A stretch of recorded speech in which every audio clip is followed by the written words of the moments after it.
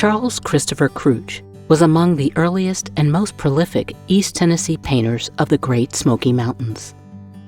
Krutch came onto the scene as a self-taught artist starting in the 1890s, a time before paved roads, when the Smokies were inaccessible obstacles to overcome and not nature to be celebrated. Jack Neely, Executive Director of the Knoxville History Project. He was celebrated as an early artist, but he seems to have worked on his own mostly, and was known to disappear until for weeks at a time, and no one knew where he was. He worked sometimes as a church organist. He was a musician. He was known just to vanish, and his friends didn't know where he was, and then he would come back with a bunch of canvases, and they would often be canvases of the Smoky Mountains. Krutch was a trailblazer.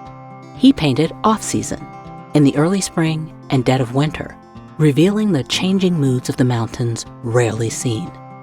He painted scores of oils and watercolors, sometimes applying layers of paint with both brushes and his fingers.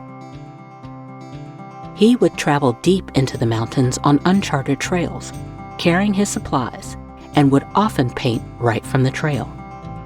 That explains why many of his works are so small. That small scale, along with Krutch's insider's familiarity with the landscape, adds intimacy, despite the immenseness of the subject matter.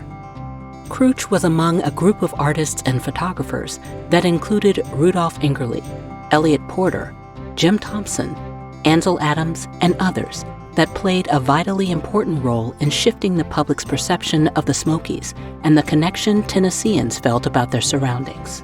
Interest in Krutch's soft, atmospheric landscape paintings helped boost visits to the mountains and stir up activism. A grassroots movement to establish the Smoky Mountains as a national park turned into a groundswell of support. It happened in 1926 with a bill signed by President Calvin Coolidge.